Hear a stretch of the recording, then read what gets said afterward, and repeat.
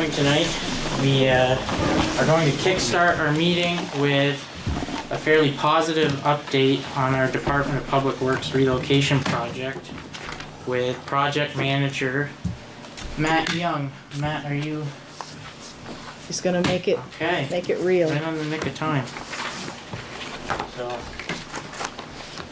Matt's gonna go over the general status of the project and will specifically identify changes that the town has made to the salt shed design to get back in line with our project budget and our contingencies. Matt, the floor is yours. Okay, good evening.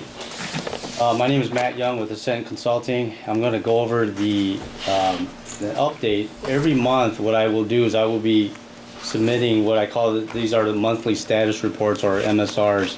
What I want to do is in person for the next few months, present it to you in person so that you guys can understand a little bit what the information is, what it says, and how to read this. So today I'm going to kind of go over how to read this. The way this is set up, we got these financial blocks and schedule blocks, and it kind of gives you a snapshot of where things are headed financially with the project and what's anticipated into the future. And in this area here, if you see a green square, that's a good thing. Green is good, yellow is caution, red is bad, and that's kind of how this is set up. And so in an overview, you'll see the garage budget set aside by itself, and we're in the green right now. And then this is a combined budget with the garage and salt shed, since as voters you guys have one accounting system set up, so it's one budget. And then for the salt shed, there'll be a separate, pie chart you'll see just for the salt shed budget itself. And then on the bottom here, this talks about anything that's regarding change management. And if you're involved in the construction world, this is probably one of the most critical information to have, because you want to get a sense, are there changes? Are they good changes? Are they bad changes? And this kind of gives you a snapshot of where things are headed. And then I will present, general comments that I thought maybe that you should have as residents and taxpayers. And then here, what I consider is more of like a 3-week look ahead. So you can anticipate, these are some of the activities that you can anticipate in the next 3 or 4 weeks down the road. So with that, let me go back up here. The way this is broken out, we're tracking the garage budget separately from the salt budget, even though it comes from the one big pot that the voters had voted on. And currently the garage budget is set at $2,990,000. Now if you notice, that's about $100,000 higher than what Connor Contracting's contract is at $2,885,000. That's because we had anticipated at the time that there was going to be some possible net changes that could increase their contract amount by that. So that doesn't mean that it's going to be all spent, but at least that dollar figure has been set aside for that. Then if you look at the general budget, you're going to see the construction. This is kind of like the bricks and mortar value of $3,590,000. That number includes the salt shed budget within that. And you're going to see how much has been spent to date. So there's the $2,885,000. That's what I consider spent today, because you've committed with that contract. And then what's pending, or the variance, is $705,000 left in that bricks and mortar budget. Then this column here, this is called FF&E. FF&E stands for furniture, fixtures, and equipment. These are going to be some of the owner furnished equipment that will accommodate within the garage itself. And then also some of the soft costs, so design fees, project management costs, and things like that. And I have included all of the costs to date that has been spent or committed to, and that's at $287,000, which leaves you about $59,000 left in that bucket. Same thing with the contingency. Right now the contingency is at $240,000. Nothing's been spent yet, and so again you have $240,000 left in the contingency. And then on this side here, underneath the grant, I'm going to be tracking as the grant money comes in, I'll be tracking, so you'll see how that bucket gets filled back in. So that obviously helps to offset, the overall cost and purchases that's done with that. And then under change management, I said a big effort has been underway to finalize design in order to reduce costs. And we spent really in the last 3 weeks, the good news is we're looking at things to reduce the building costs still yet. There's no surprises, there's no all of a sudden, oh my goodness, we forgot something in the design. So it's trending very well that the project costs will go down and not up. And in the next few weeks, there's going to be a consolidated list that Connor Contracting will be putting together that will list all of the different changes and then any offset. So we'll get a bottom line of what the final number ends up being. And then I just made a note here that we had prepared a change order to Cross Consulting Engineers for $8,000 for additional services that we had requested that they do that was not part of their contract. In general comments, contract with Connor Contracting has been executed for the bid amount, which is a good sign. That means it didn't go over than what was bid. The permit for the Department of Public Safety has been sent, so that's a one good step of getting the permits in, because that's usually permits are one items that will kind of keep us from moving further ahead than we want to, because it takes time to go through that process. And then just comments about the sewer line, the path to the city. I think we have a better insight of what direction that's going to go, which is really good. And the wetlands permit is not required, which is very good, because that would have really delayed progress for us.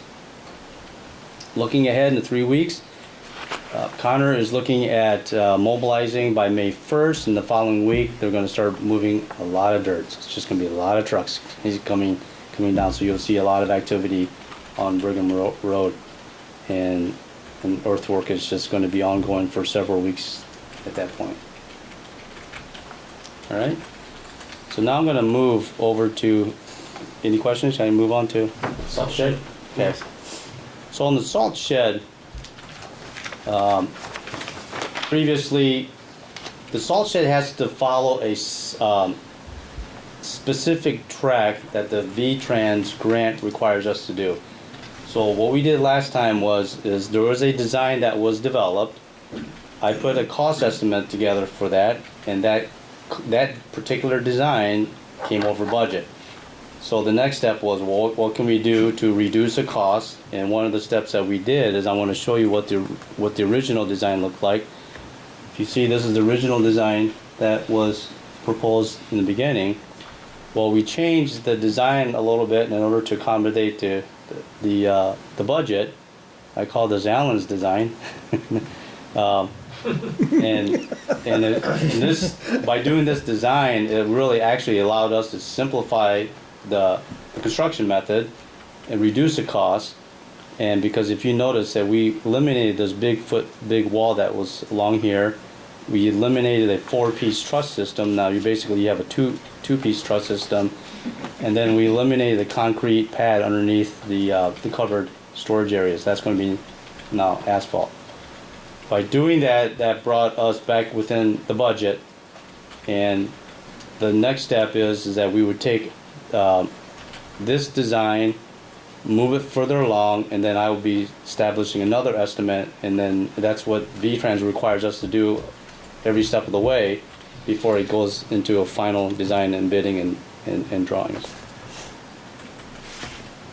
So again, with the salt shed, I have an MSR up here for the salt shed, and you'll see that the salt shed budget here is $600,000. The soft cost is $82,000 or $83,000, and then you can see the what the V-Trans grant is right here that will offset. And so in true numbers, the salt shed budget essentially is $360,000. And looking ahead, change management, nothing to report, which is actually, it's a good sign. And then just general comments, the salt shed was redesigned in order to meet budget. and we're waiting for the state archaeologist to visit the site. So there's other steps, environmental steps that we have to go through in order to meet their requirements. For the next 3 weeks look ahead, we're gonna ask that Cross finish the salt shed design up to 60%, and then I will be putting a new estimate together against that, and then that just helps to revalidate the conceptual estimate. Okay. Any questions from the board? Is the foundation still a board foundation? Yes. Yes. Board wall. Yes. 10 foot? 10 foot Okay. above grade. Perfect. Okay. Any questions from the audience?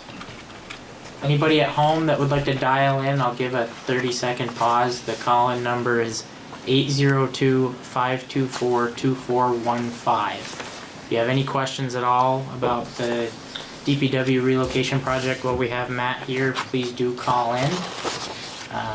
While we're waiting to give folks an opportunity to dial the phone, I will say, Matt, that I do like the way that you approach this first update with looking at the audience and the camera and saying, this is your money, this is what we did. And I appreciate that because this is the taxpayers' money. And I do like that, I just really appreciate that you're doing it that way. That said, if there's no further questions for Matt, and I don't hear anyone calling in. I don't have a question, but if someone would like to send an email to myself, and if I can't answer it, certainly we'll get it to Matt. So you don't necessarily have to even call in. Okay, You fair can enough. call on the Contact. phone, or you can email What me. was the thickness again on the walls of the salt shed? Thickness. 10 feet above grade? 10 Down feet. where the cement is, Yeah, it's 10 feet above grade, 10 feet above. and then you have essentially kind of like a 4-foot knee wall, or actually it's all one piece truss now. Yeah. So there's kind of like a kicker legs off the truss. That's really another 4 feet. So we've actually, what's nice about this design is that we didn't compromise any of the height requirements. We didn't compromise any of the covered area here, but really drastically reduce the cost of trying to finish and frame up this wall here. And go again with a 2-piece truss system, which would be a much faster method to construct. Thank you. I'd like to also, before we move on, give some serious credit where credit is due regarding the changes. You heard Matt say that he refers to this design as Allen's design. That was the design. We were literally sitting in a project meeting, a design team meeting. Most folks had left. Allen drew out a very rough sketch and showed it to Matt of this design. And because of that, we went from being tens of thousands of dollars beyond our contingencies to being about 100 to 110,000 within our total project budget. So Alan, again, rolls up his sleeves even when he's not doing actual DPW work, and he's saving taxpayers money, and the project's back in line, and you deserve a shout out for that. So thank you. And thank you, Matt, for working really hard to get that new estimate drawn and the new renderings. I'll just ask that we take this rendering now and maybe have you draw up a simple 2 to 3 sentence blurb for our Facebook page and website. Okay. To provide a public blitz on that, and then I'll ask that we provide this rendering to the press in an email, please. Okay. How expensive would it be to either do one of two things? Change those boards that we have outside both at the site and our town hall to reflect this new garage, or can we get some sort of a picture of that and glue it onto the existing boards? That's printing costs, right? I mean, I think it's a little bit of money, but I mean, we're also putting it, if we can get it in the paper and we're putting it on our website. We have a new tab on our website, DPW relocation, so we're going to start putting pictures on there on actual what's going on site, so people can keep up with it. I mean, maybe we only need it in one spot. Pretty soon it's Be just visible, right? well, it's going to be evolving so quickly. I'm not sure that we want to spend money on that picture right now, but you guys can decide. Well, we haven't picked the colors yet. We haven't, that'll all come.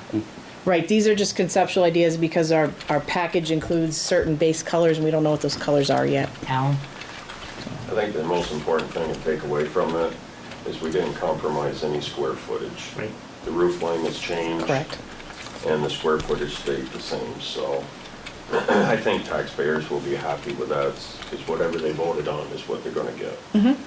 Well, we appreciate it. And before we move on and thank Matt for his time, we'll just say if you have any questions at all that you'd like to direct to Carrie, Alan, Matt, or any member of our design team, please do contact the town manager. I just Jonathan? got one question. So this last number that just got, it's a budget number? It's not like a hard number? It's not from like contractors or nothing No, like we- that? It's just another budget? We can't, yeah, the way the V-Trans works is that we have to take these little steps ahead of time before we can actually take it out to the street. So I will be doing one more estimate before it goes out to market. But you're right, it's not actual bid number yet. Yeah, I mean, because it, Right. yeah. I I understand. You estimated get it it. for a while and Yeah, you can, depending on what program you're using, if you don't take out the human factor of it. Yeah, we're still in the estimating phase. So what was the resolution, what was the final consensus on sign or no sign? Well, I don't care. I was Okay. trying to get to the public, the new picture. Okay. Well, maybe we just do a simple 8x11 and tape that somewhere. We can get one like we have in the lobby here, and maybe not just one that was 8 feet by, No, I'm talking like normal 8.5 by 11 printer paper. oh, okay, sure. Just Oh, we posting can that we around. can do that all day long here. Yeah. Why don't thought we you just do wanted to- that and That's get the easy to get economic done. base Billboard. started. Well, thank you, Matt. okay. Thanks. Come a long way since, what was it, the 18th? We had that phone conversation. Yeah, That was fun. Now our friend Michael gets to write a much more positive article because of all that hard work, so thank you. Moving on, we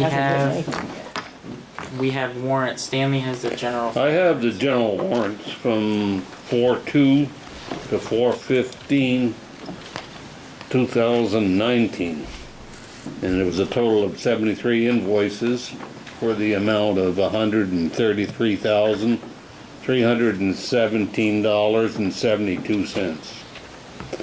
$133,317.72. In this group, we have the St. Albans Police, I think it's their street crime unit maybe, Yes, it is. for $27,625. We got this is for the relocation, state of Vermont permit for $21,712. It's in that relocation bucket. We got Du Bois and King, MS4 permits, $30,380. We previously spent $46,000, so this is the highest amount we've spent so far on MS4 on any year since 2014. A lot of that includes grant funds too. It's money that we spent that we haven't got back in. That's correct, yeah. The MS4 grants require we spend it to Right. get reimbursed. But for the Yeah. total 5 projects, I think there were 5. 5 projects, our share was going to be $105,000. We were 25% of what was projected. So we're quickly approaching our share Yes. of the 5 projects. Yep. So we need, I think, the chairperson's already asked you for an update, and you said that plan for May 6th, maybe, Our next meeting, yep. next meeting, so it's gonna be interesting to find out where we are. And we'll have that, we have that joint meeting with the planning commission on the 29th. Yes. So imagine MS4 will be a topic of discussion there too. It should be, Yes. it should be. So I'm gonna get with Carrie in the next few days and start to work on the agenda for that, and I'll work with Grant Henderson, the PC chair. too. So, and we also have another state of Vermont MS4 permit for $9,483, so we're $80,000 now. We're spending a lot of money, and the other big one on here was the Blue Cross Blue Shield, our monthly bill to them for health care for the employees at $13,847, and AmCare for $11,758. Those 6 units I talked about represent 86% of the total amount of money spent, so There's been some little minor things where Alan bought car parts or truck parts, building maintenance. The rest is minor. I looked at it, but not to a level of detail I did on this other. So having said that, I'd make a motion that we approve the general warrants for the amount stated of $133,317.72. Stanley, before we take a vote on that, I'd just like to again say that I appreciate the comprehensive breakdown, and I'm sure the public does too, so. Well, thank you. All in favor, please signify by saying aye. Aye. Okay, motion carries 3-0. Al, you have the payroll and industrial park warrants? There should be, there's a number of them in there. Oh, I can do Well, the I mean, payroll. I have the payroll. You got the payroll?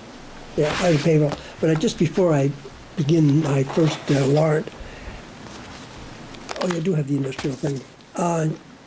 There's a joke standing here that I'm not a big liberal spender, and Stan was very much concerned about $160,000. Well, guess what? I have an invoice for $791,000. one invoice. One invoice Yeah. for a fire truck, which has been previously approved, and the money's been all saved.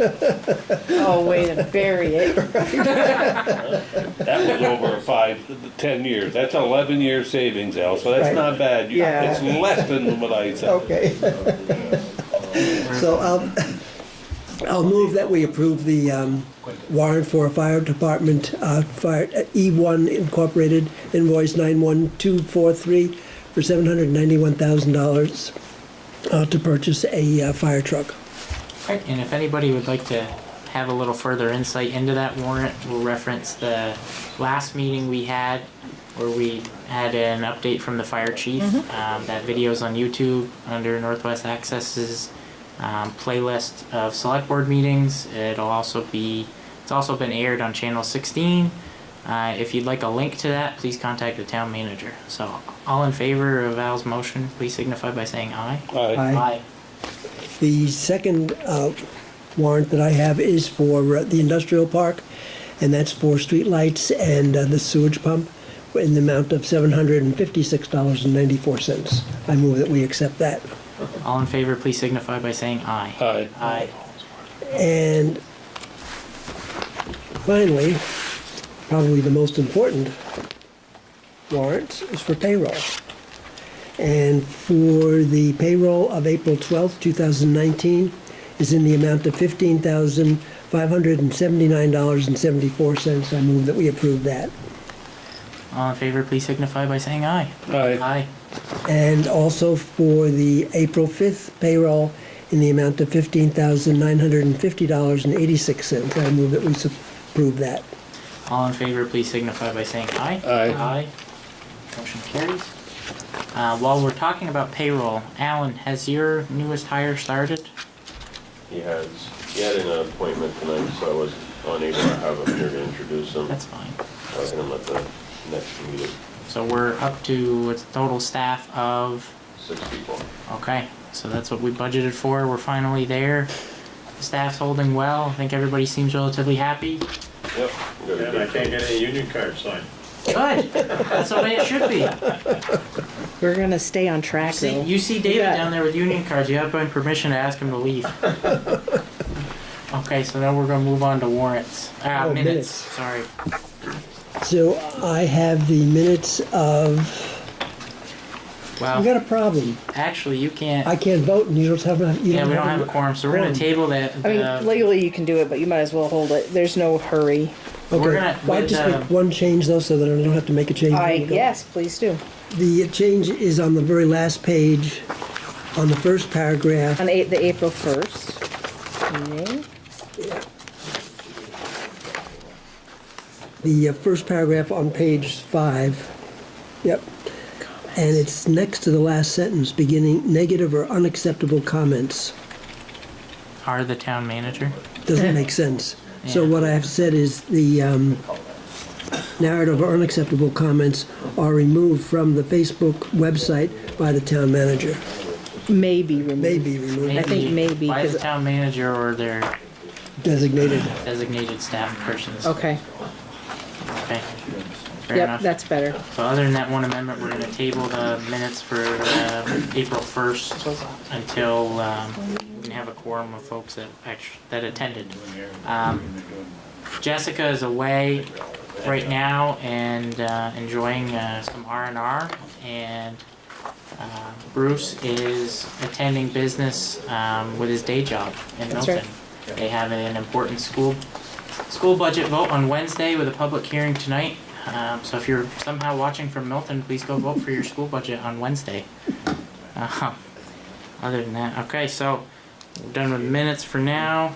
I would take a motion to recess as a select board and reconvene as the liquor control board. So moved. All in favor, please signify by saying aye. Aye. Okay, so we have 3 licenses with 2 different vendors today. We have the base store, which is St. Marie Enterprises, DBA, the base store, for a second-class license. And we have the VFW for a first-class license and outside consumption, and an outside consumption license. Anna's not here tonight, but I know that if she had a concern with any of these 3 licenses, she would have made us well aware of it. Taking that into context, would anybody like to make a motion to approve these 3 licenses? I'll move that we accept the 3 licenses. All in favor, please signify by saying aye. Aye. Aye. Okay, they're approved. So we have to make sure we all sign in the 3 designated spots. I missed one last time. Okay, so I'll take a motion to adjourn as the liquor control board and reconvene as a select board. So moved. All in favor, please signify by saying aye. Aye. Okay, we're back as a select board. We're on agenda item 7 with appointing a town forest fire warden with Fire Chief Bob Cross needing to be reappointed. There was some information in our packets about that. So I'll move that we appoint Bob Cross as our fire warden. The town For the forest fire Town warden. forest. And for a term of 5 years. For a term of 5 years. Okay. So the motion is to reappoint Chief Cross as the town forest fire warden For 5 for years. 5 years. Okay. Any discussion? All in favor, please signify by saying aye. Aye. Congratulations, Bobby, you're back for another 5, at least in some capacity. If you're at home, hello. He's at a meeting. Perfect. You can watch it later. So that's agenda item number 7 done. Moving on to number 8, the local emergency management plan. We have to adopt that annually. Carrie, would you like to elaborate on that? Yeah, sure. So the local emergency management plan is a phone list, as phone lists are used in the local emergency management system. So officials at VEM, Vermont Emergency Management, or anyone locally can get to the people that we have identified as our top, 8 people to get in touch with in an emergency. So it's pretty straightforward. We actually list our good old-fashioned phone numbers, but also we start listing shelters in town where are our most vulnerable. It's actually a pretty Very detailed list. it's a very detailed list, and we've put a lot of thought into it, and I don't mean to gloss over the importance of it, because this is perhaps our most important public policy, is to make sure that we can ensure public safety when needed to. So we have reviewed this. The only change I would make is on the first page, somehow my cell phone number is listed wrong, and so I'm gonna change that to mine, not the fire chief's. Okay. But everything else in there, it looks appropriate. We have maps, we do regular exercises, kind of evaluating what hazards exist in town and how we're gonna work with that. Of course, every situation's different, so it could be changed later, but. Okay. So this is actually, I agree, it's the most important policy we have. We look at it, we've got several, we've got nursing homes listed, locations for refuge, it's, appropriate contact information, all the way down to select board members. It's really comprehensive. Does the board have any amendments? Well, I have some questions or changes on the very last pages of that. I don't know whether you want me to just do it privately with you or. I'd certainly review them if the board we have to adopt it this evening, or we should, With these names? with the changes, or do you want to remove some of the names? We can Well- certainly do that. with Animal Control Officer Dave McWilliams, we also have an assistant. And I'm just thinking of if David's out, when we have an emergency, shouldn't we add that name, his assistant's Matt. name? Have Matt. We can, sure. Okay, that's one. The Collins Pearly Sports Complex Fitness Center. I know Dave Kimmel is retiring, and I think the school district has appointed a new person, or Yeah, Tim Yep, Beans. Tim. so maybe we should change that name. No, look right above Dave. Dave's effective until the end of June, and Tim Beans takes over as director July I mean, we can 1st. remove Dave's name so that if this happens 6 months from now, he's not called. That's my feeling. Okay. Yep, that's fine. And let's try to And also, ascertain a cell phone number for Tim. yeah, and also Ted Mabel has retired, and so we should get the new executive director of the Northwest Counseling Services. NCSS, yeah. Right. So, And finally, what is VIC, V-I-C, Fusion Center? I knew what that was. I can't tell you right now. It's on the very last page, 17. Fair enough. So we're Okay, gonna figure well- out exactly what that is. That's there's a well, reason I it's- agree with you. I see like 80% of this has no name but a phone number. Yeah, it'd be nice to know who you're calling. Well, do you need it? Because there's a lot of errors. Yeah. I've picked up a couple of errors on names that are no longer Right, there. too. But so Just put their title.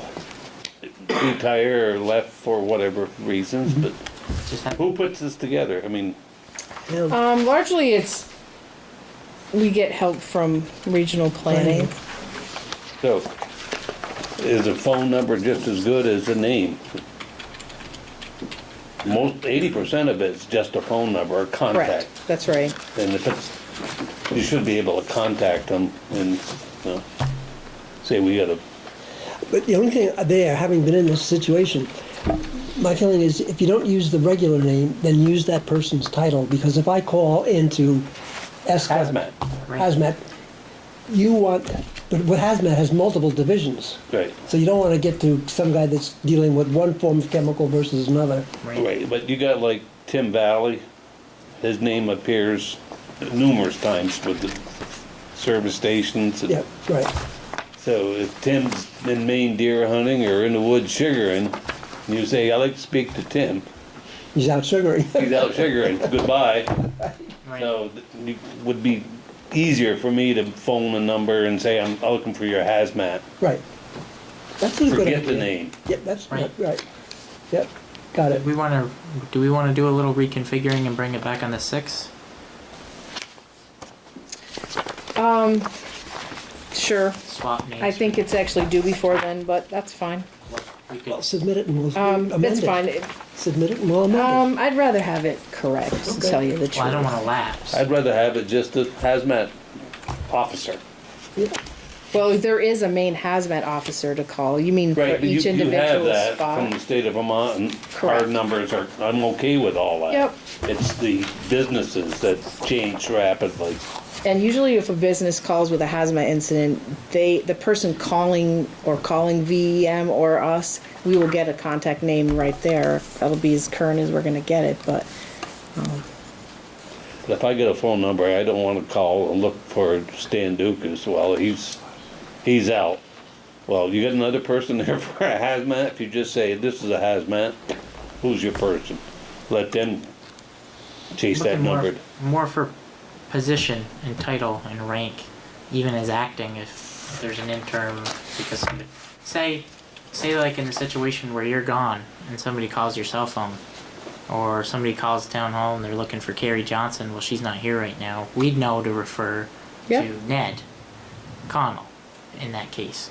But there might be a private business or another entity that might not do that, and it could result with not a pleasant delay. I think that's where Stan's coming from. that's fine. We can try that event. I honestly And I usually think it when would save us some time too, of rechecking all the names.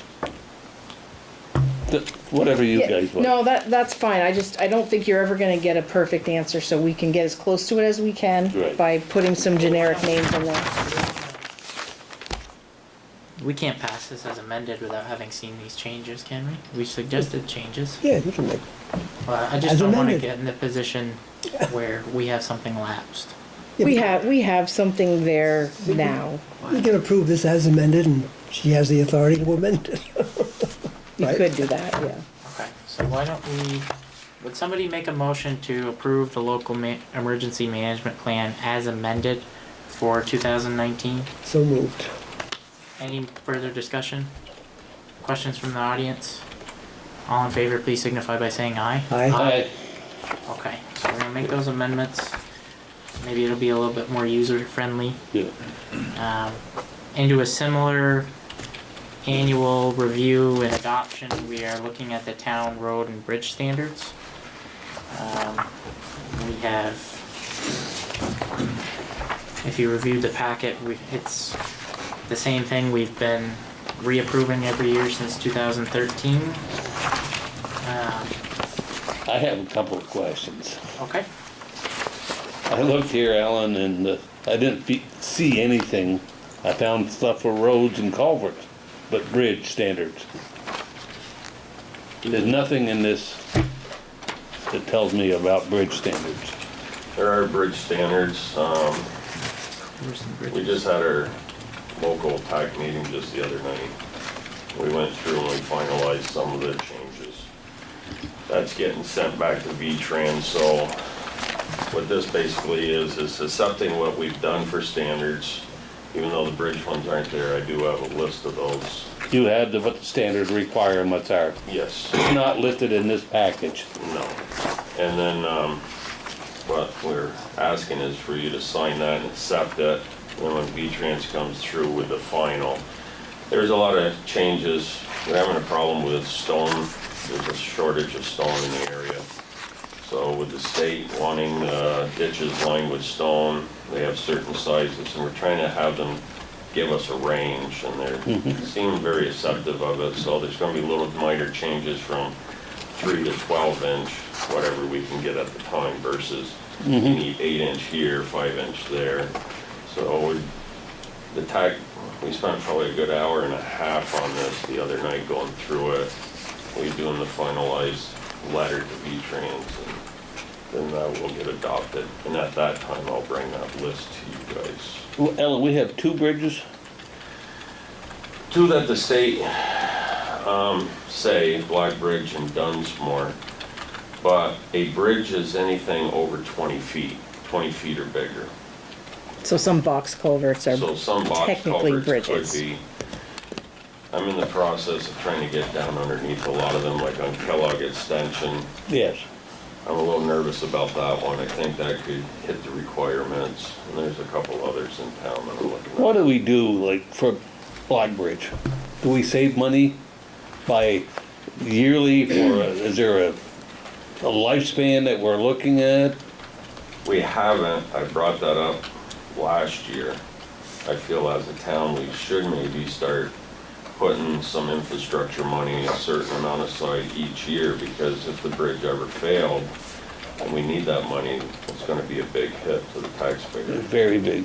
Well, we have The other thing that's, emergency funds and the other Not thing enough to nice cover. about adopting these standards is if you don't adopt them and say we went into a flood stage this spring and the bridge is wiped out, FEMA will come in and help us. Right. But we're not gonna get any of the state funding. Where if we adopt these FEMA, we'll get a certain amount from FEMA, but we're not gonna take the hit as a town. The state actually kicks in more money. But okay. without adopting these, we're pretty much saying to the state that we're not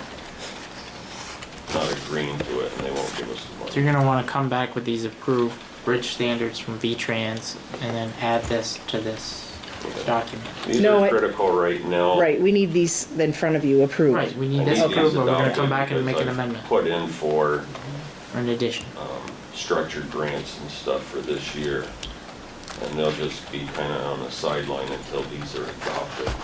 And then I'll bring the finalized to you when they are retyped up from V-Trans. But it takes them a while, so I mean, it could It be, takes- Yeah, it could be another while. 2 months, could be 3 months, so.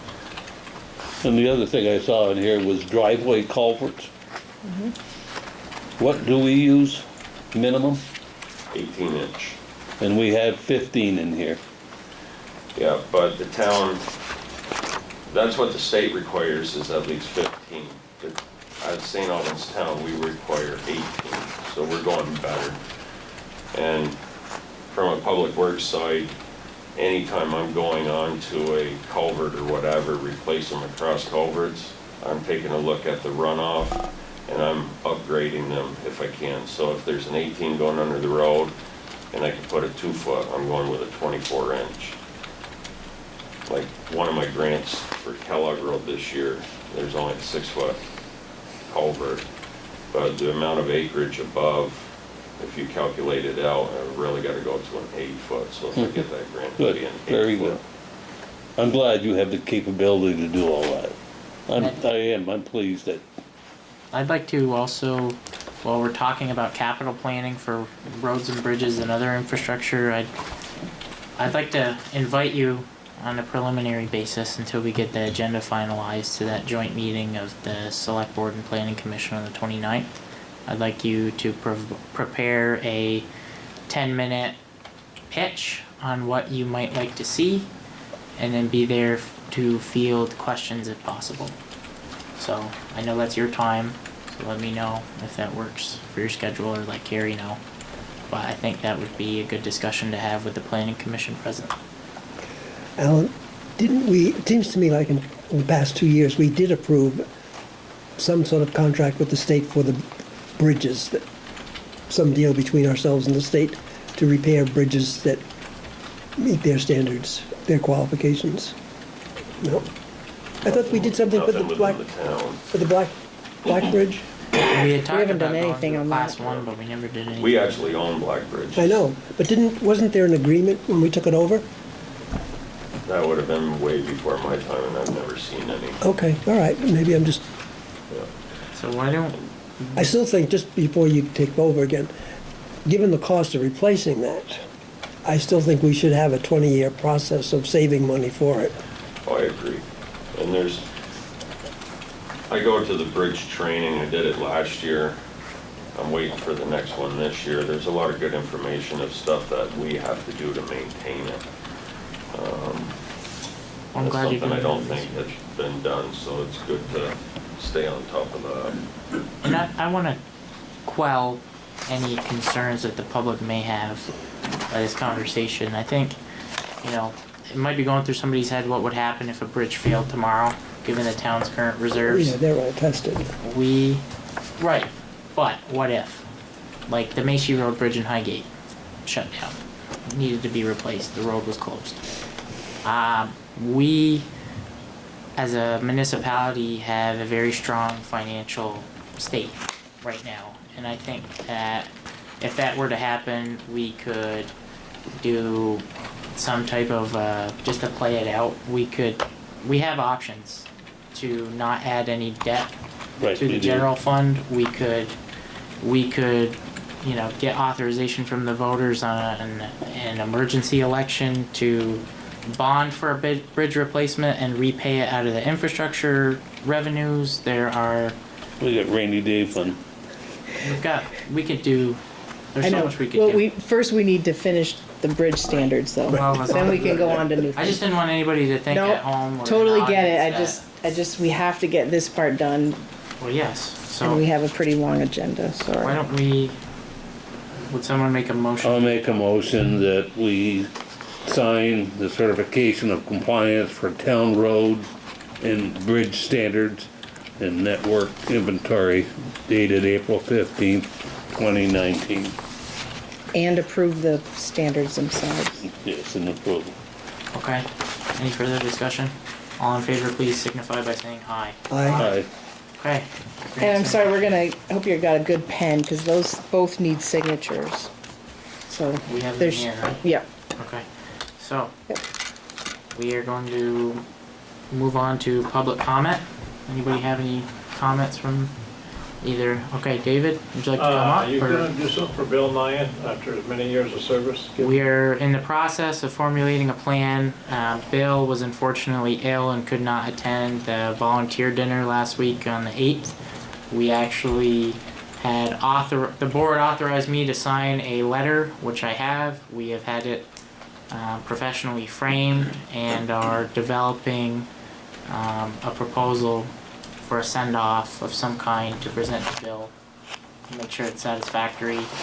Right now, in my mind, I think it would be appropriate to invite him before a select board meeting, maybe, to have some type of a cake, receive the letter, maybe invite a few people that he's served on previous boards with.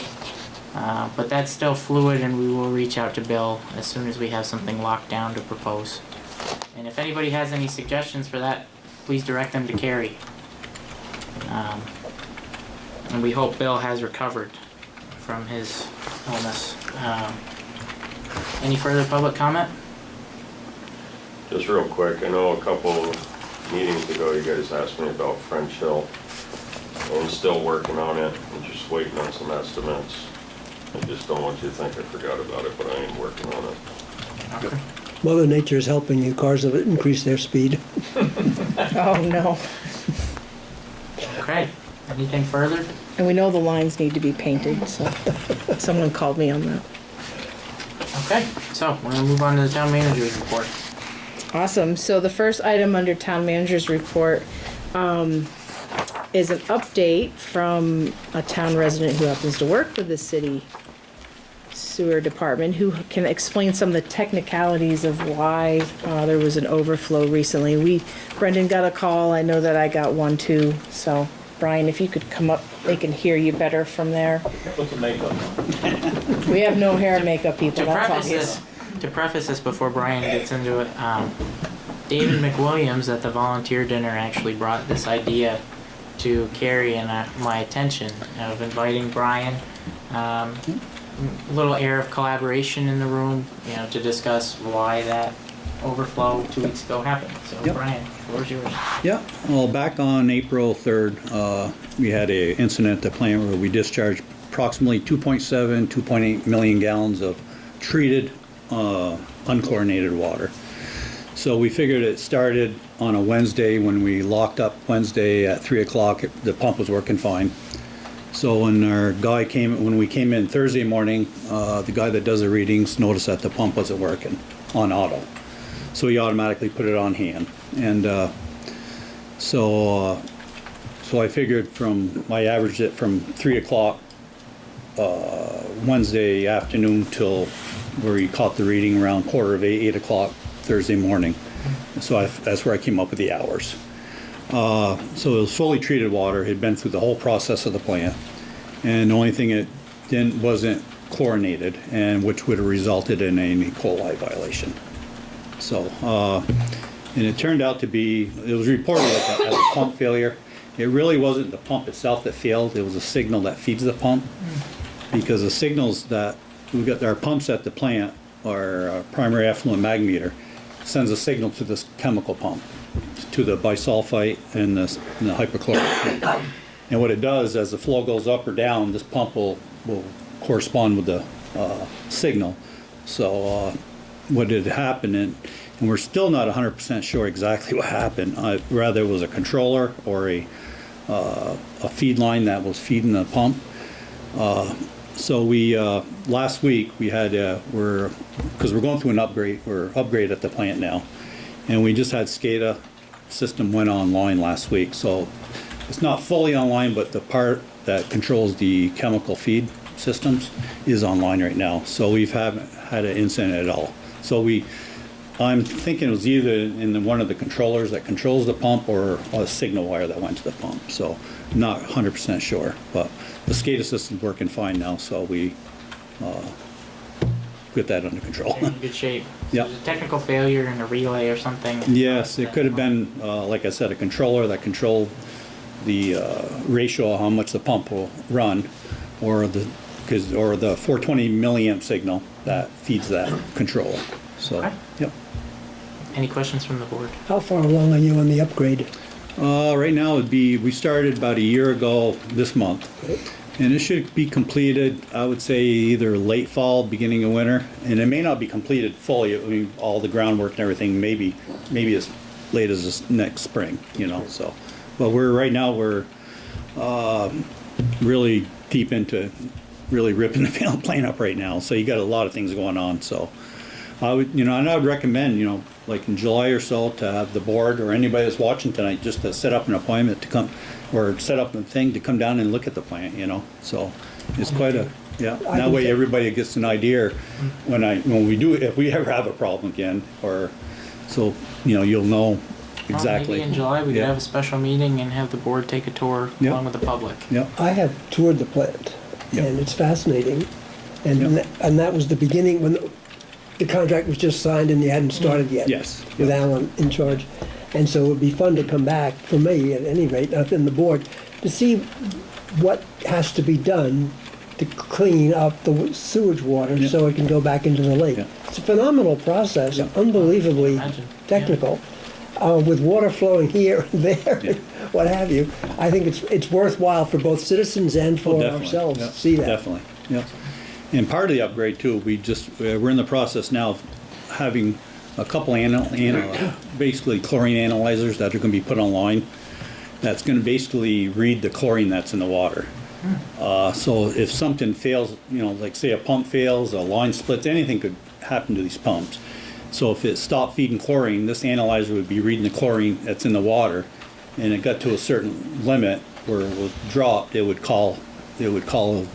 come in as an alarm. Right. So city dispatch would get hold of one of us, or if we're at the plant during the day, would notify us. So instead of being off for 17 or 18 hours, it may be an hour, but it'd be You're a lot. already At least making- you're notified of the incident. You're making the technical improvements already to Yes. remediate. Yeah, and we're looking Ryan, at. you were 4 million a gallon a day permitted. That's what we're process. permitted for. Yes, 4 million. Yes. And Yep. what do you typically run?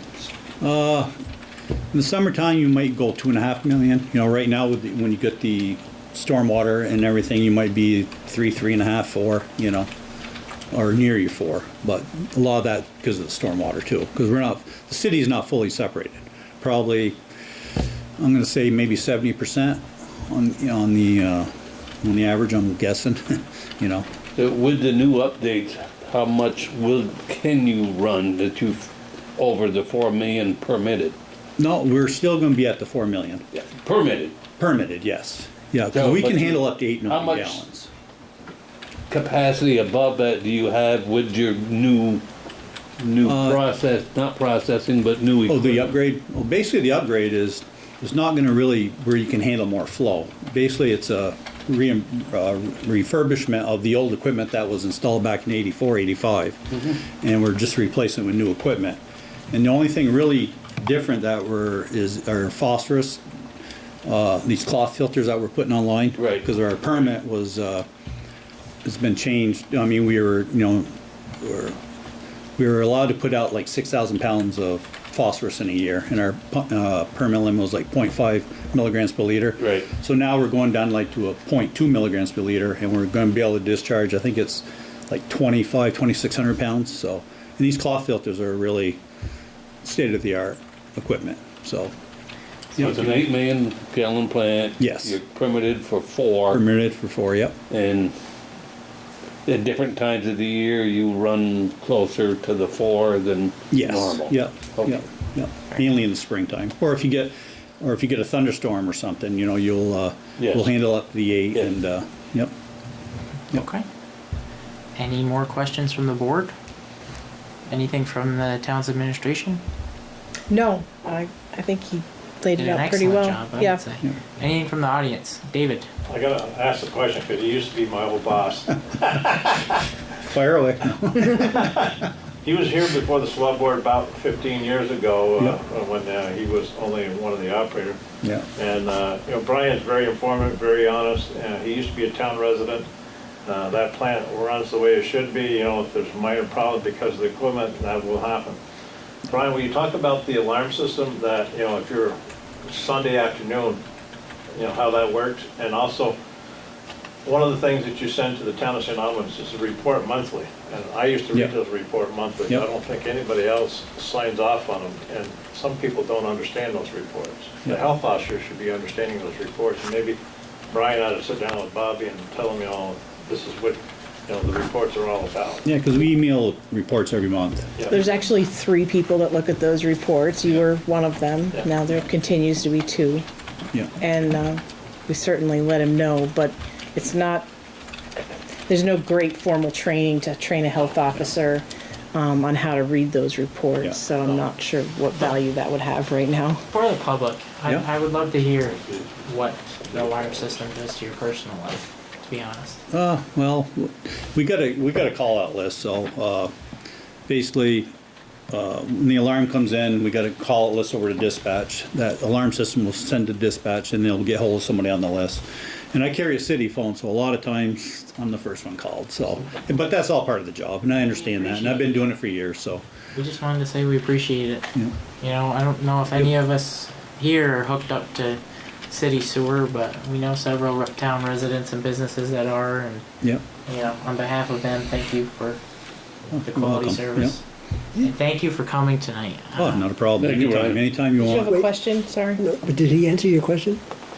What happens on a Sunday afternoon But when he he explained gets it. called? There's an alarm system Yeah. that Goes to the dispatch Yeah. and so, Yes. okay. Yeah. So, I will say Brian's visit is the start of an update to the city and the town's relations. Welcome communication. If you ever want me to come back and keep giving an update on the, We may do project, that, just, just let me know. Not a Such an problem. excellent communicator, we just might do that. Yep. But the Hopefully it select won't board be- should take a walk through the plan. Oh, see definitely. all the- Yeah. Well, Definitely. whenever you feel that you're ready for us. Yeah, I would, I'm thinking maybe June, July, when when it's dried out and a little bit of the, construction's a little bit getting toward the end of it, you know what I mean? That'd be the best time. And probably on an evening night too, when they're not there working, because right now, with all the control guys and the mechanical guys there, nothing to have 30, 40 people on site doing, and there's 10 different things going on at one time, so. Yeah, our goal is not to interfere with their work. Yeah, and that night would be a good time to see it, and safely walk around too, you know what I mean? So, yeah, that'd be a good time. Just Yep. let us know and then Oh, definitely, yep. we'll do that. And if anything else comes up in the future, and, Just let me know. Okay. Yep. We'll do. Thank you very much, Brian. Okay, have a good night, everybody. Thank you. Hopefully it won't be 15 years before the next time you come back. You'll be retired by then. Yeah. It's like I might come back. So the second thing is also admin on my list. Northwest Regional Planning Commission has a municipal listing. They ask, I'm not quite sure why it's so formal, but they do ask the select board review it and approve it. So let me know if there's anything on there that you would like to, What's it look like? Because I don't remember seeing it. you didn't get a copy? I don't remember seeing it. It's the second round. Looks like this. It's not a very fancy looking piece of paper. It looks like a Excel spreadsheet almost. Oh, okay. I'll look for it again. I need my address corrected. I moved all of 500 feet down the road to 5896 Okay. Lower Newton. Are these mailing addresses or physical?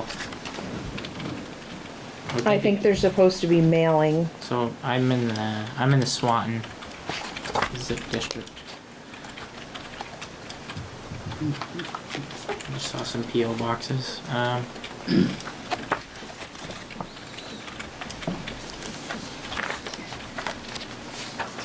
I mean, I don't know that it goes too far, but it is published and redistributed in the county, I so. don't see it, so I just Oh. look at yours for a minute. See if it's okay. Other than that, I have to have that amended under the.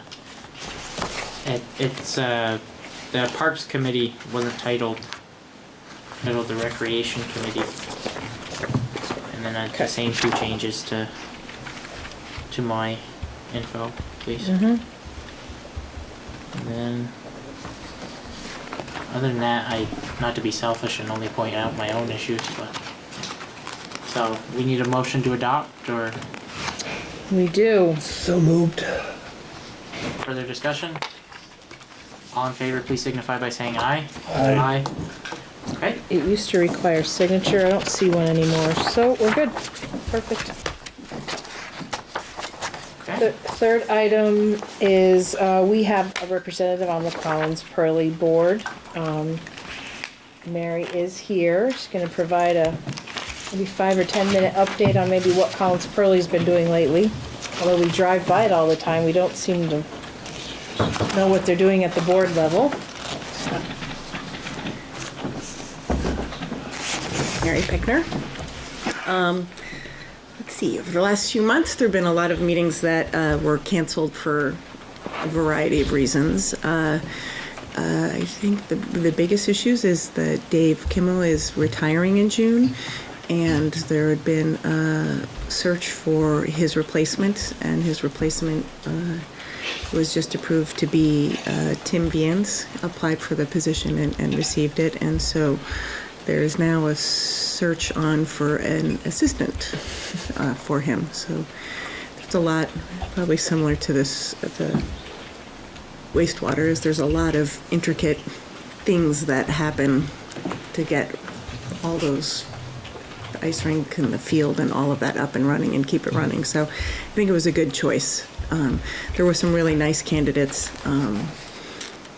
that would maybe be interested in this, the assistant's positions, manager's position as well. There has been, well, the fields are a mess, so we can't have any outside spring activities. So it brings up the same conversation about, wouldn't it be nice to have artificial turf? But that's still an ongoing conversation. I know that SASA has approached the board with a proposal to add to finance and add a second hockey rink, and they were asked to present a governance document, and we're just waiting for that. Hopefully it'll be, there's a meeting tomorrow, hopefully it'll be there tomorrow. I don't know how set in stone that is. The board feels that if they can finance all of it, the board will then think about providing the space in which to have it. But unless the financing is solid, I think it's still just something that's sort of on the table. I'm one of the people who would, if we had to do one or the other, I would prefer a turf field. My big dream was to have a heated turf field, so you could use it all year round. Mostly because I think even if it is a field and it's heated, people will walk all year round. You know, like the walkway. If there wasn't ice on the walkway, people would use it. I think people stay away in really bad weather or when it's incredibly cold and windy, but otherwise you see people out there using it all the time. So it would be another opportunity to get some more outdoor recreation. But that also is, I keep saying, it's because we have such a cold and wet spring, maybe this will be the example that will help push. But, you know, I selfishly have children who play spring sports, so having to truck them elsewhere or change their entire spring schedule to travel to places that have artificial turf seems difficult, but it is in discussion. It's not an inexpensive expense, although I think over 30 years it would be a valuable will add value to our community. Is this something that the school district has thought about financing itself? Maybe, but they had to do their walkway and their generators and their fixing of the schools, so Right, yeah, right. wasn't at the top of the list. So I'd heard from in a not an epicenter committee meeting, but a kind of a subcommittee of that committee. So, Right. I had heard that from Mr. Kimmel that the board had identified an artificial field as being its #1 priority. yes, Okay, so it's worth a lot. If a lot of people have agreed that that is what the complex wants, and that's its #1 priority, then think we need to respect that and take that into consideration if, That's not mutually exclusive if Sasha raises the money for the ice hockey ring, is it? No, it's not mutually exclusive. Right. I guess my biggest concern is that I hear a whole lot of desires from the recreation community. Not only for more ice, another hockey ring, but also the turf fields, and then an indoor arena for indoor sports. And Wouldn't it be great to have an indoor turf field? yes, personally, that to me makes much more sense. It's Because then about triple the year cost. round, Yes. and to me that's important for health. But I guess my question is, and it's sort of like, I don't mean to be an advisor, but if we could add up all these requests that the community has and see what the community thinks about the total sum, Right. and then prioritize. I don't think that, from my point of view, there's not been enough discussion on all the ideas that are floating out there. Right. And I would like to see a general community discussion, St. Albans City, St. Albans Town, Fairfield, part of that, and saying what's important to the majority of us. Right. No, I don't disagree. I know in my day job, there is opportunity for me to have those discussions in my work. So I know that's something that I bring to that table is working for the health department. It helps to be involved in how do you develop and create opportunities for health and wellness. And that is one of the big discussions is how do we provide free or low-cost access to being able to exercise. One of the things, like my pipe dream is to have that indoor recreation area, but I don't know if Collins Pearly is actually the best location for it, only because it becomes, when you cover it, it then becomes way bigger than any sort of space would allow. So then you start thinking what other places would have that. And, you know, the backfields of Hardack might be a good, that strip along the highway. Right, right. So those are the kinds of parking. things. But we need to start talking about it as opposed to Yes. small committees yakking. We need a much larger. Yeah. The other thing that worries me is that I think we need to make sure that we can address all children regardless of economic background or family. Yeah, I agree. well, I would say that the city is undertaking the process of formulating estimates for its pool. That's another, They are, a number was floated that was really high. I'm going to keep that confidential. But that particular asset, much like a walking path, like Mary says, serves a large portion of the community, all socioeconomic backgrounds.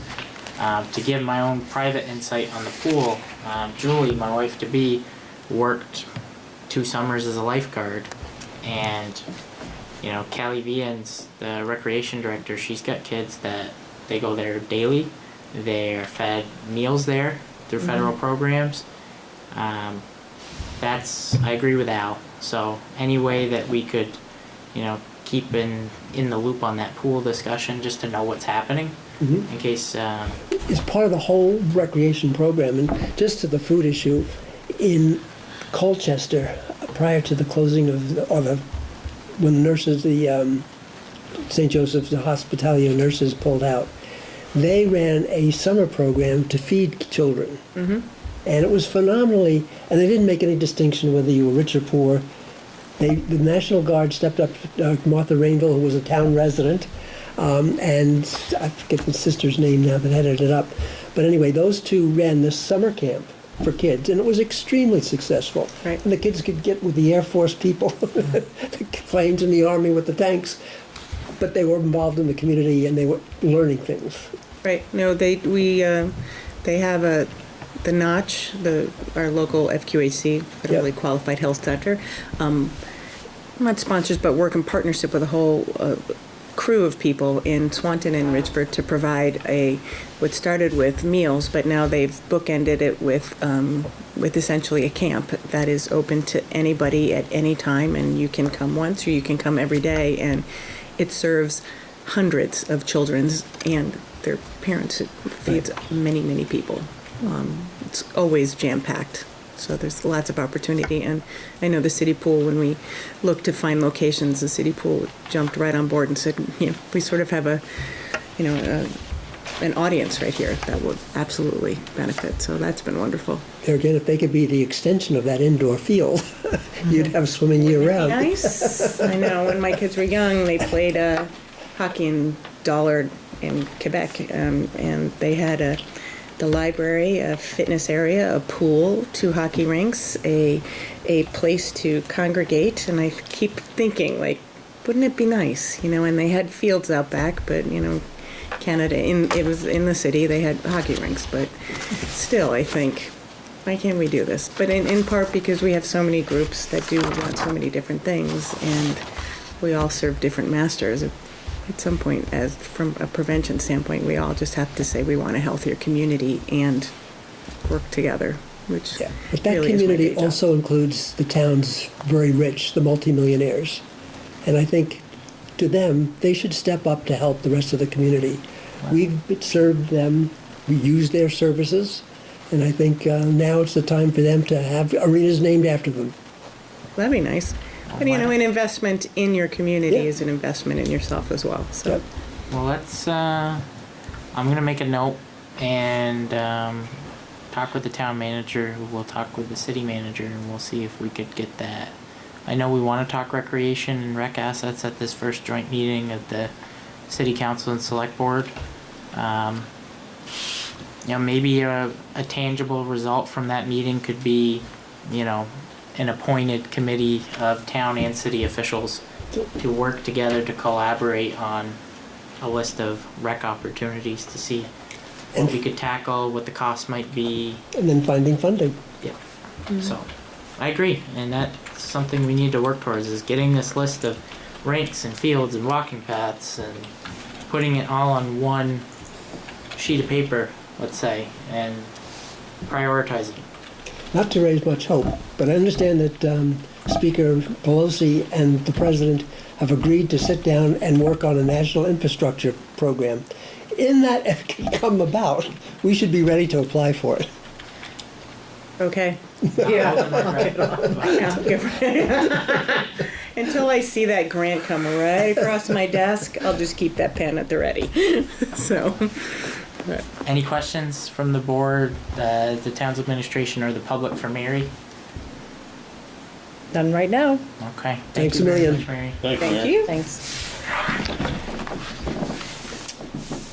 The fourth item under town manager, you have in your packets hopefully a sample of some proposed marketing material. The town hasn't spent a lot of money on advertising, but I think we need to start paying attention to our brand, because there's one advertising person, not person trying to sell me this ad, but has told us if we ignore our brand, one will happen, and it might not be the one which we're choosing. So I think we're already there. I think so too. I think we're there. Right, so what you have is last year, and I have a sample of the book. This book was distributed in a lot of rest areas throughout Vermont, along the highway systems, and into Canada. We had a spread last year that looked like this. It was really beautiful. The colors worked really well with our logo. They're asking us if we want to do it again. And the distribution is a little over 18,000. I think that's pretty decent for the amount of funds they're asking. The one in front of you has some highlights. I wanted to focus on, and it's probably the March Vermonter in me, but I wanted to focus on something other than snow and blue and ice. And I said, could you post some pictures of our beautiful sunsets, or, our farmers market. Alan's worked so hard to promote on Wednesdays. The Bay is a beautiful area. We're not just, our industrial park is great, it's helping us grow, but we're so much more than that. So I'm looking just to find out if the select board would support doing this again, and if you have any feedback. Cost is, Just under 2,000. I think yeah. We spent a heck of a lot more just on postage just for the DPW We project. have spent it for different things. We don't actively spend a lot of money on advertising, Well, the but interesting part is that this is distributed in Canada, and I think that's a market that we need to start looking towards. we're trying to encourage businesses to come to town, obviously, and for people to think of us as a recreation source. While we're talking about this, did you also want to talk about the article that started to receive some traction over the weekend by Irvina? Is your name? Yes, we can talk about that. So I actually did meet with Irvina Liu. She's a writer that last year, she's got this new gig, but last year she was writing for AAA magazine. When she came to town, I worked with Tim Smith. We met with her and her daughter. They met with some people in the city. They came down here. We ate at Bayside. We toured the Bay Area. At that point, she was doing an article in the AAA magazine for winter activities. But then she got this new gig, as she called it, with over 1 million followers, and asked if we would be willing to promote ourselves for spring and summer, which of course we jumped on. I sent her some pictures of the farmer's market, pictures of the sunset. I mean, it's just beautiful. So she helped. I think she focused a lot on downtown too, but on St. Albans as a region. Well, I actually got emailed the link from Mayor Tim Smith. I think we both did, along with some representatives from the Chamber of Commerce. And I'm going to forward that to everyone. Is that the video? No, it's There was a video I saw. It was absolutely phenomenal, this area. Yeah, still pictures though, or an actual No, it was video? movement. Yeah, I don't remember if that was the one by Irvana, but I know one has been done that as well. But share. so you can share that. I'll try to find it, because that should go on Facebook. Yeah. We definitely could do that. Yep. So So we're trying to promote ourselves regionally and through cost-effective means like Facebook whenever we can. This is actual print media, because I think people still stop at rest areas and pick up things. I know I still do. So I know. Yeah. So do you need a motion to spend that $2,000? I don't. I'm just looking Oh, okay. in general for consensus, or if there's any other photos you've seen or have that you think would work better. The first one is just a 2-page spread, similar to this. I would like to have a mythical picture of the challenge to find Champ. He's disappeared. Why don't we revise him and say, it's been sighted in the bay? Well, how about we invite Champ, the mascot, to a farmer's market? That would be That's great too. relatively, I've looked into having him at Yeah. my open houses at my office, and it's a relatively affordable event. So, Alan, I've actually tried to get Champ through my hot rod shop 50/50 raffle. So. I have 2 or 3 of them out there. It takes a while to get hold of them. well, I'm working on touch it. base with me, because my 8th grade math teacher, who's You now know my some people? financial advisor, used to be Champ. I know. So, I know who you're talking about. Yeah. I just talked to him yesterday. there you go. Let's All make right. that'd be fun. Let me know if that happens. Anyway, so we are trying to promote the area in a variety Good of job at it. We've gotten a lot of traction in the last couple of weeks. things like the blog they didn't cost us much, but we did get some local support. I mean, Chuck at Bayside did support it too. So what are you asking, if you want $2,000 to spend? If there's consensus to do this one more time, I mean, I'd like community support, and yours would be the start of that. You think, Stan? Yeah, I'm okay with it, just Okay, move move on. I'll get on, it. we've talked it. I got it. Barry? Do you think about having a competition that the winner would get, I don't know, whether some sort of small monetary win, but also give the permission to put your picture in the ad? I mean, we might want to do that in small part with a flyer. This has to be this type of print media, and it's Even if you do the, Yeah. submit your best photo of July for our July Facebook post. true. Yeah, because this stuff is due tomorrow. Because it's amazing the amount of the incredible pictures that people take. That is true. If you stop. They're everywhere. We're We just should- taking pictures of, yeah. Yeah. Thank you, Mary. That was a very good point. Now I got it. Okay. We're always looking for pictures for the front of our town report too. All right, so the last item, So I could have mentioned this earlier, but I'll mention it now because I forgot when we were reporting on the progress of both our garage and our salt shed. In the past, we have allowed the public to go onto our Brigham Road property to deposit clean fill stumps. We used to call a stump dump of types. But we are closing that effective immediately because it will very soon become a construction site and it's not safe for anyone else to be there. We will be locking it. And also because people were continuing to dump large quantities the minute we left it open for an hour. So we are having a hard time keeping up with it, and we also have to find places to recycle some of that stuff. So if you have solid waste, right now I think you're gonna have to bring it to the Northwest Solid Waste District. We don't have another site for clean fill at this point. You can have small campfires. We allow people to burn on their own property in small amounts. Or I don't know if Alan has anything to add to that, but we can't let people onto our site anymore, unfortunately. I'm not sure if they do it anymore, but I know Hudax for a short time was taking, We can check. But like leaves and such, and they took certain branches, they were mulching it. I know they asked for like a small donation, but I would make the phone call out there before trucking out there, but there's a good possibility that they would take that stuff. okay, and we'll continue to search, but right now, So that's the only possible site is Hudax? It's the only one that I know of, other than going to the solid waste district. Solid waste, they're not gonna accept leaves though at that facility, I don't believe. I can find out for you. yeah, if you could, because I mean, Let's try to do some Yeah, I'll tell you, there's some composting possibilities, but I don't know if they do any of that there. not at that site. The reason I ask is that as a hospital valet, people have asked me twice now, where do I take my leaves? Oh, So, I believe that Hudax was taking Would take that. them? So okay, I would highly suggest people to give them a call. all right.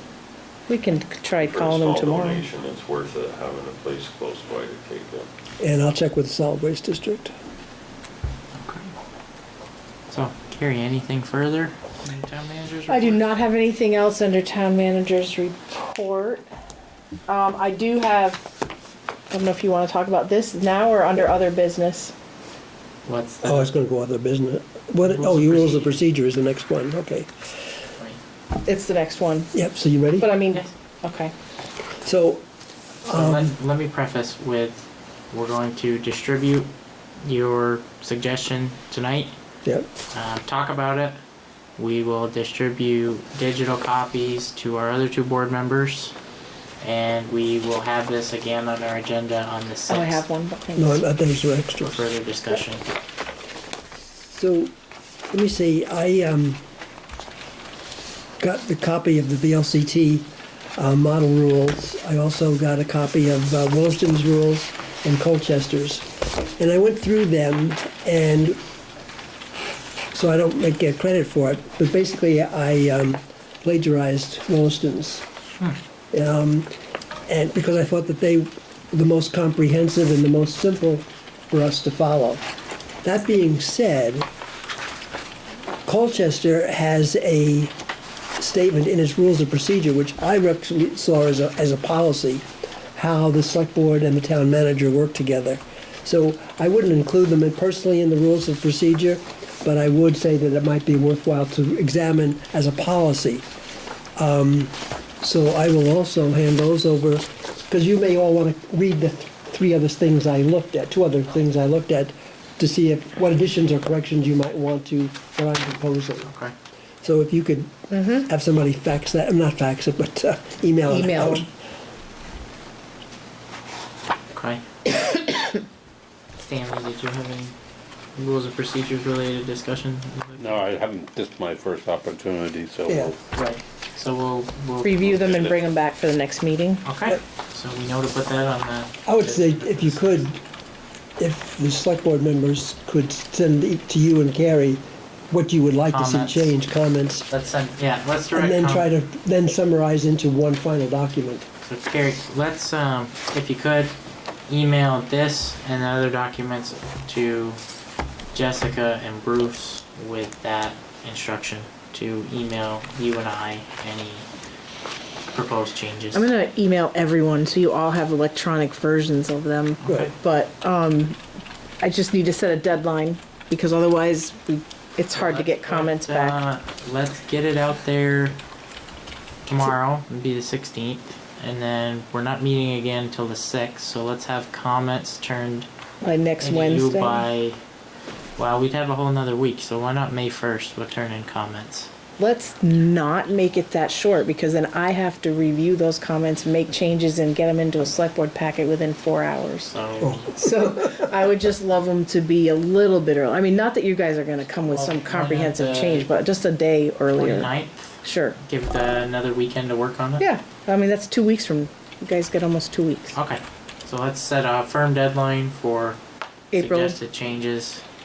And then, as always, if you have changes you'd like to discuss, you can take it. Well, yeah, we can do them at the meeting if you forget one, but if Okay. there's something that is compelling, let us know.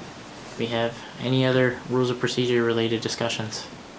Okay, we're gonna move on to schedule.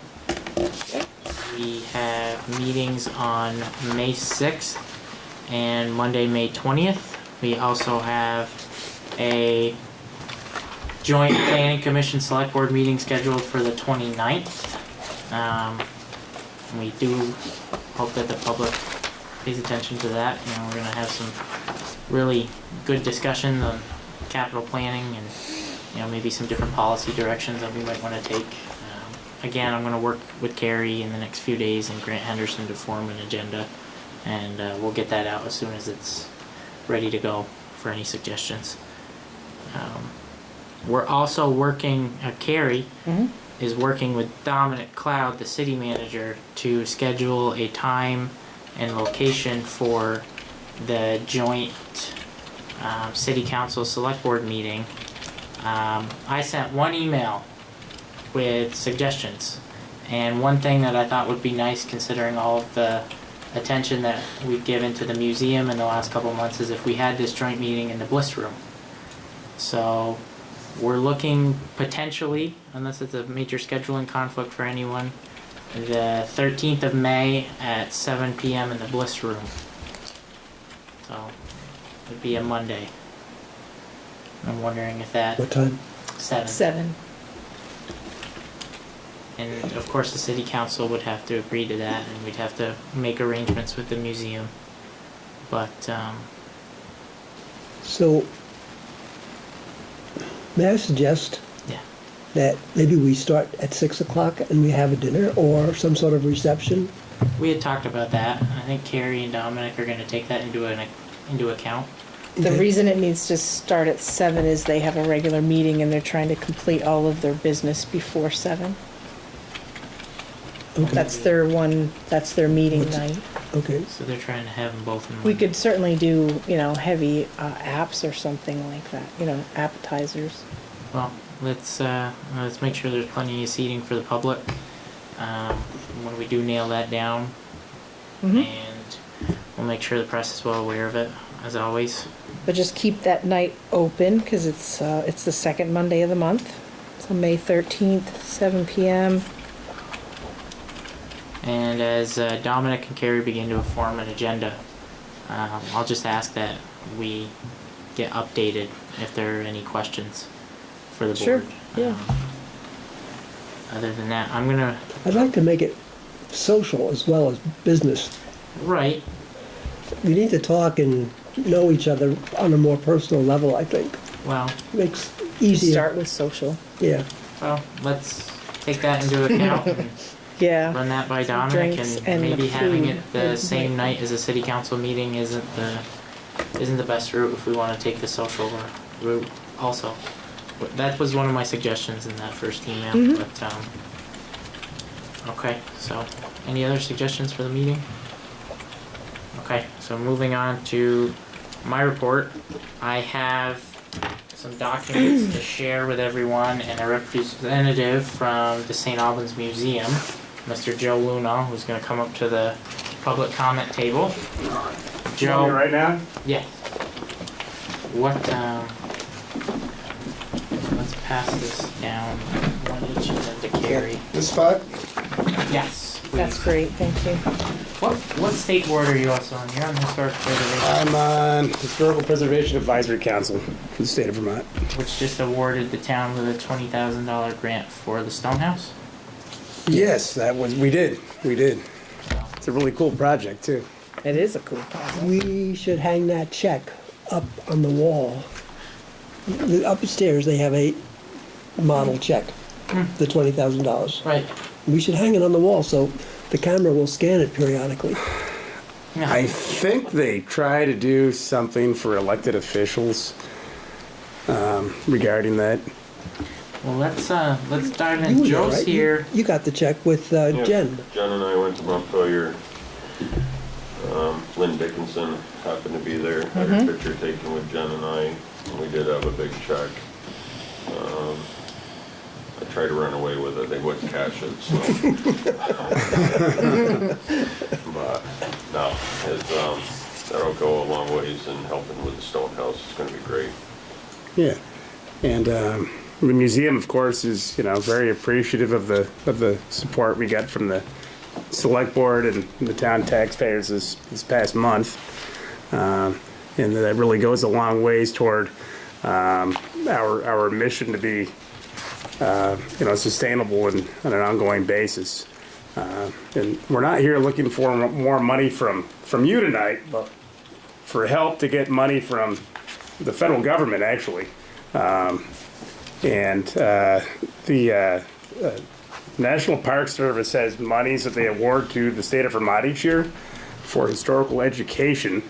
And it came to my attention as a member of the Historical Preservation Advisory Council that there are a very limited number of communities that have certified local government certification in Vermont now. So it's a non-competitive grant process, and it can be used for structure preservation, but it's primarily for historical education, which happens to be what the museum's core mission is. So members of the museum are, approaching myself, the town this evening, and planning on approaching the city to seek your input as to whether or not that's something you may be supportive of.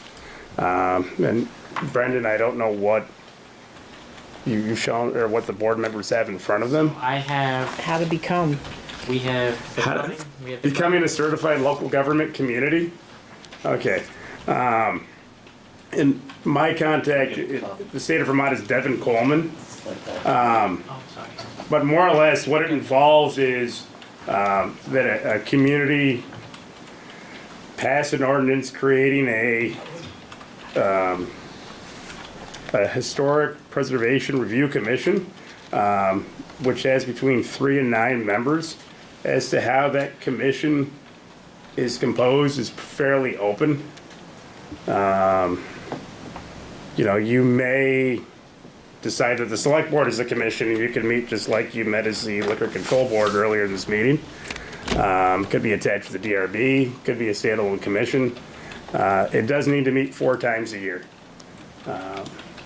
So to the extent that that's something the select board would consider, the museum is more than happy to do as much of the legwork in conjunction with staff that you would like for us to do, because our intent is to make it something that's easy for you and is not a burden. And as to what you can do with the grants is fairly fluid. I mean, it can be used for identification of historical structures within St. Albans town. It could be used for just education. I know I was doing a tour of the museum with some actually MVU students last week. There's a really cool section of the museum, showing a picture of the Ticonderoga visiting the Bay Dock with the streetcar coming right down to the Ticonderoga, which dates it somewhere in the early 1900s. That's when the streetcars existed. But those are conversations that can't really be had until we have those grant opportunities. So we would, the documents we have in front of us tonight are a cover letter explaining the standards and the benefits of being a certified local government community. We have 6 steps that we would have to follow in order to obtain this certification. We have a sample ordinance even in front of us. Looks very straightforward. It's 2 pages. We would need to designate, we would just need to amend it to reflect our community and what we decided to do to create this commission. So, could the city and town be just one body, one commission applying for this? That's a good question. It's one I posed, and the answer to that is no. Really? Which is actually a positive thing, because that could avail us of grant opportunities. Basically, yeah, you get 2 shots: St. Albans City and St. Albans Town. Okay. Now, you needn't necessarily have all the members of the board be residents of your community. I mean, if you read into this further, they prefer there to be historical archaeologists and historical architects from your community to sit on the board. My sense would be that in reality, it's probably not possible in most Vermont communities, unless you happen to be around one of the, Middlebury or in the Burlington area or something like that. So to answer the question in brief, I no. Each municipality has its own. And I think the reason there aren't that many of them is that nobody really knows about it. Right. Now, do you think the city will also do this? That's my hope. Other trustees have been in touch with members of City council? Of city council and/or management at City Hall. It'd be nice if we could both do it and then coordinate. Absolutely. Well, I mean, from the perception of Sam, or the museum, we would be more than happy to work with either board, or hopefully both. Yes. But we don't expect St. Albans Town to write grants.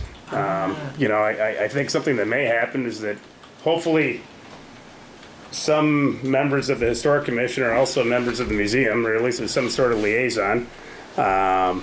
It would need to be something that each community's commission would sign off on. But a lot of the grant administration could actually be performed by Sam, by the museum.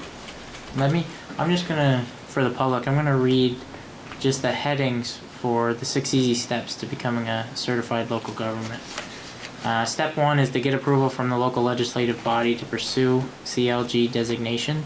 Since this was not specifically on our agenda tonight, that will have to wait till a later meeting. Step 2 is to adopt an ordinance to establish a local historic preservation commission. We have a draft uniform ordinance that we could amend pretty easily to make our own.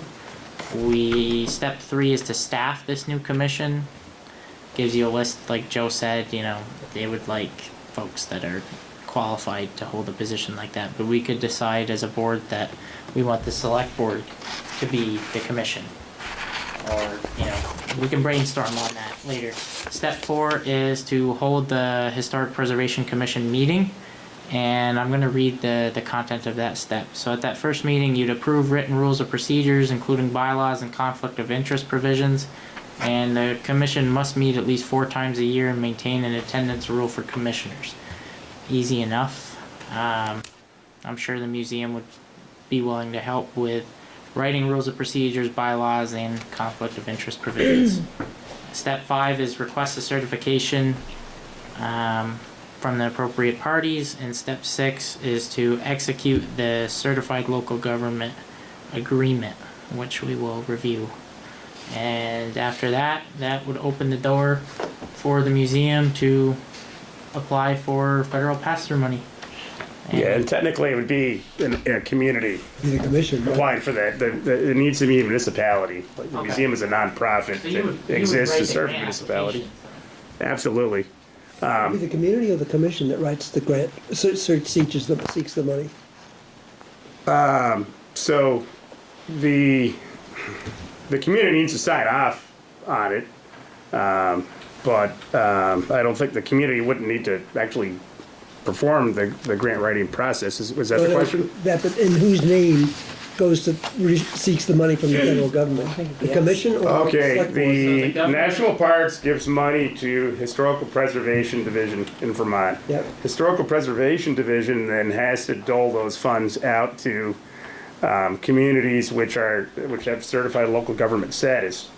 So the state of Vermont, the actual Those grants, funds goes through, then it flows through our. the grants are approved by the board that I sit on. And it flows through then the municipality to the commission. Correct. Okay, and then to the historical society. Gotcha. Theoretically, yes, that's the money. I'm just from an accounting point of view. I mean, we keep do that fleshing that for a out. few. Yeah, we're talking about grants somewhere between, $8,000 and $10,000 a year. Which, There are matches involved, but unlike some other processes such as the Stonehouse, it doesn't need to be a monetary match, it can be in kind. okay, so, But we're currently providing a match that exceeds that anyway. That's true, that's also true, and I think a lot of what we already do would qualify as, could very well qualify for some of the True. things that are happening. it seems to be a very little staff time and A good benefit. no cost. I mean, there are other things. I mean, we could do an inventory of historic barns in St. Albans Town. There's a separate barn grant project, and I just sat through that process, and there wasn't a single application from St. Albans, which is unfortunate. I think there were 2 from Franklin County, which both got funded. One was in Georgia, and one was in Franklin. But Let's, so, to move this along, Wait a minute, You have a question, sir? Alan, I would say this is a great opportunity for the town. Just as a reminder, the museum did a lot of classes down at the Stonehouse. I allowed the museum to host educational classes last fall after the park had closed. And what they did, I believe it was 4th, 5th, and 6th graders of not only the city school, they did the town elementary, and they also hosted Georgia. And with the inclement weather of doing Georgia Beach, I allowed them to host it at the Stonehouse. And they did education, history education of St. Albans Bay and the local area. So it's bringing the young people, giving them a lot of history of our area, which I think is very important. But this could open up the door for chances at maybe different grants to further work on the Stonehouse, or who knows, maybe the pier down the road, which is historical in its fact. But if you guys do decide to do this, you need someone on the committee, I'd volunteer to be on that committee. okay, that's good. So to develop where we go from here, I'm going to forward the manager these documents that I received from Joe. We'll get digital versions distributed to everyone. And then I know we're building up our agenda on the 6th, but I'd like to have a discussion, and I'd like to have, if we have the staff time available, the draft ordinance amended to work for St. Albans Town. And I'd like to be able to discuss that. And then we could look at the May 6th meeting as to what the procedures are of adopting an ordinance. And we could try to get that scheduled so that, as soon as we reasonably can, after some thorough discussion, we start to seize this opportunity. Because I imagine that good folks like Mr. Luno are starting to notice that this is a non-competitive grant process that in other communities may also start to notice, and, yeah, so I mean, this past round we granted everything that was applied for. Unlike the grant process that the Stonehouse got, it was about 1 out of 3 projects were awarded. By any pull that you had in giving us that grant fund, we appreciate it. I'm very happy it worked out. Thank you. thank you. Any further questions for Joe on this? Well, if we're going to talk about it again, either you or could the executive director of the museum come back? Let's invite Joe to come. I know that I can, and I hope the executive director can, but I don't know Alex's schedule, so I don't want to You know, I was just Time thinking doesn't mind to give. somebody to Let's answer touch- questions that they might arise from the public or us. Let's touch base with, Joe, would you touch base with Alex sometime this week and let us know? And then we can, I don't So- know Alex if we have Joe. well, one or the other. Yeah, one or the other, right? I mean, we've started this conversation with Joe, I just Right. finish it with him. Yeah, And then if Alex would like to attend, that's, that's Sure. your call. So that would be for May the 6th, or it'd be for a future meeting? I would like to discuss this again on the 6th. I'd like to have the draft ordinance set up for the town, if possible. How does the manager feel about that? The manager feels like she's been given a lot of things tonight. I'm fine. Would you like to do it on the 20th? We can do that by May 6th. No, well, because this I think we should get on fairly early. right. Now, As long as you're good with it. Yep. but I ordinances would like typically go through 2 readings, or they go through That's 2 readings, so it's, we're not We gonna don't- get this done through the end, until June. I don't think we're required to do 2 readings. For an ordinance, I think we are. I don't know the state Albans town rules regarding ordinance. State It's law. a state statute, yeah. State law. Well, let's, That's, okay. if I'll we could look have that up. done, would that qualify for our first reading? Yes, Yes. yeah. Okay, so first reading and then second reading on the 20th, Good. if all goes well, and hopefully adoption. Yeah. So, To the extent that I'm not overreaching, I'm more than happy to assist in that ordinance, This right? part is not, I don't. It think looks it's gonna fairly take that- standard, though. It does look pretty short. It we just, can handle that. It's already. Okay. I will You just- forwarded that yeah. to me in a Word document, right? Yes. So it's easily amendable. So that's Yep. amendable. You know, the gentleman on the questions list, the gentleman's name is Devin Coleman. He's a nice guy. He one of the staff members. It's typically at our meetings on the advisory council. So he can certainly answer questions better than I can. He administers the program. Okay. Any questions from the audience? I have one actually. When is somebody speaking to the city about this? Will we know by May 6th if they're supportive? I spoke with, I believe that Last Gangus has had preliminary conversations with Chip Sawyer regarding the matter. And we can do it. That's all I know. I don't know I think timing. we should do it. in I can front tell of you, the- I've been asking about it very regularly, and we'll be Just curious. I mean, we can do it I'll be without- reaching out again tomorrow, as I promised the museum folks that I'd get an update on this evening's conversation. Okay.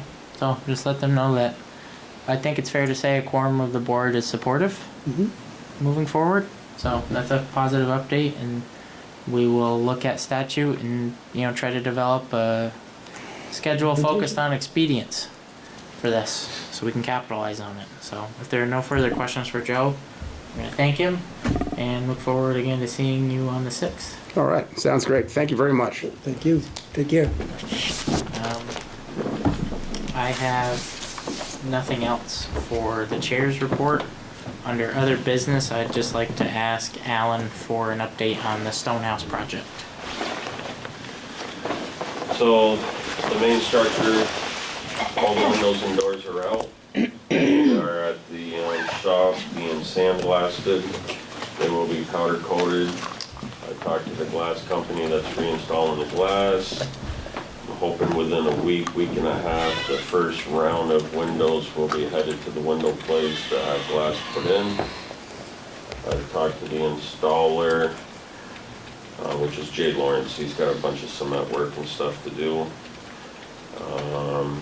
So I'm in touch with him. We're trying to get a couple warm days so he can get in and get the preliminary work done. And God willing, they will all be back in by Memorial Day. That's the goal. That's the goal. That's a good update. When do we hear back on that grant? Which one? The one for 30-some thousand that included like 13,000 in electrical upgrade.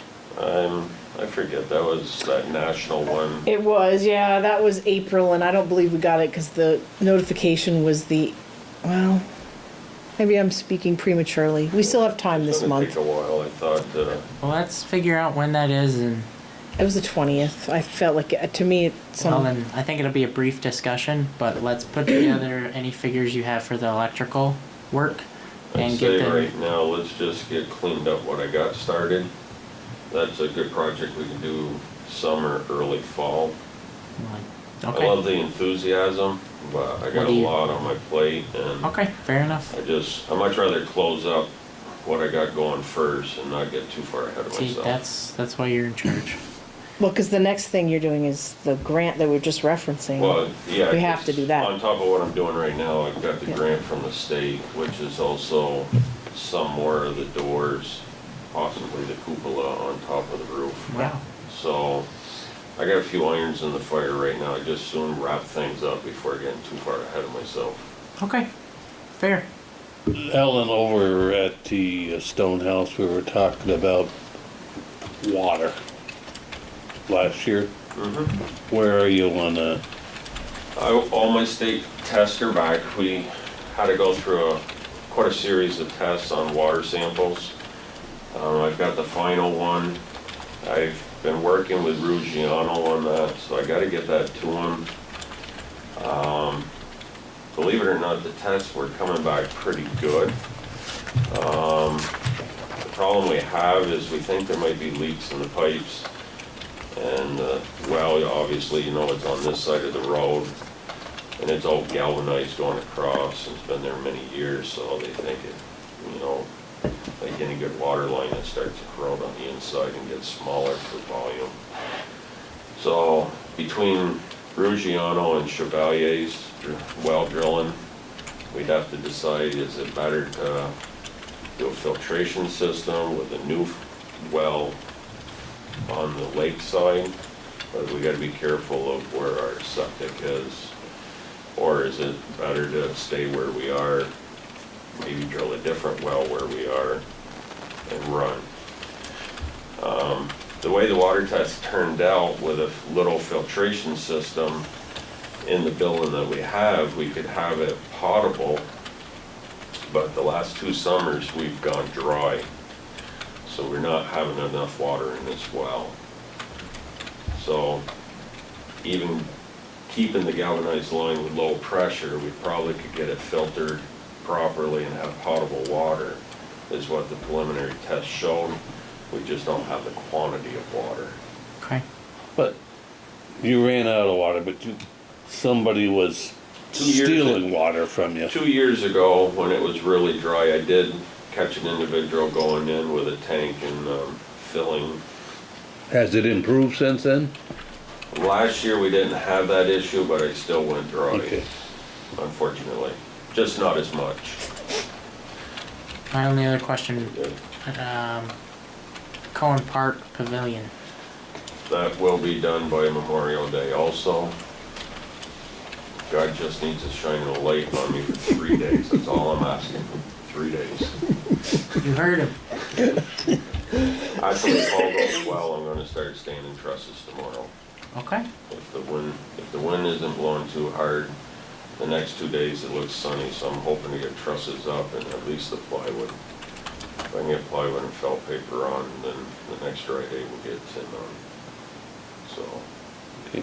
that's my game plan. Perfect. While we have Alan, I'd like to suggest to the manager, and not direct, but suggest that we reconfigure our seating to allow for another one of these desks next to where our minute taker is, either there or on this side of the room, and have a seat for Alan to take when he does attend these meetings. That way he's not constantly updating us from the audience. I'd like to have him, when he can attend, I'd like to him to have his own desk with a nameplate and a microphone. That way we're not constantly speaking to him from the audience, and, you know, to razz you a little bit. We don't like seeing your bald spot on the camera all the time, so we gotta get you a nice table. We don't have room for a lot of other tables, but we did ask the vendor who gave us these to give us some corner pieces, which hopefully would allow a little more condensing in that area so we could fit over here. Right. But if we know you're attending, if there's something on the agenda, I would really like to see either at the public comment table, just to, you know, give you a better spotlight to hold. Fair enough. Al, do you have anything for other business? Yes. I don't know how many people saw, but Senator Brock introduced a bill this week, basically asking the state to make available $7,500 to people willing to move into the state who had and would take jobs in Vermont businesses, or they had to have a job in a Vermont business, and this $7,500 would help them make that transition.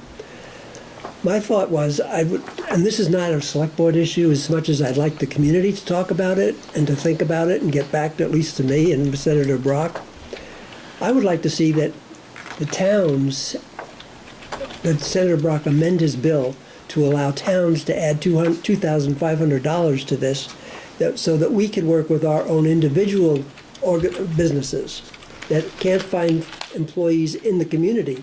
They have a job they have to fill, they can't find the skills in the community. That we could then, working with the businesses, and maybe they help fund it, what have you, add $2,500 to Brock's $7,500 to bring people into the state to manage our growth in economics. So I'm going to write to Senator Brock myself, but I just think it's worthwhile for us to think about how we bring more people into this community. We keep hearing about how we have declining numbers of employees, thanks to us old people getting older, that businesses, and I know in Swanton, for example, they are having trouble finding for very specific jobs people. And so I'd like to say that we work with our businesses to help them find employees outside the state to come in, join our economic prosperity. So that's what I want people to think about. Okay. Stanley, anything? Any other business from the manager? One last question from the audience. David? Yes, if you'll give me $10,000, I'll stay here for another 5 years. That's not the purpose. No Unless you want to comment. go back to work. Okay, take a motion to adjourn. So moved. All in favor, please signify by saying aye. Aye. Aye.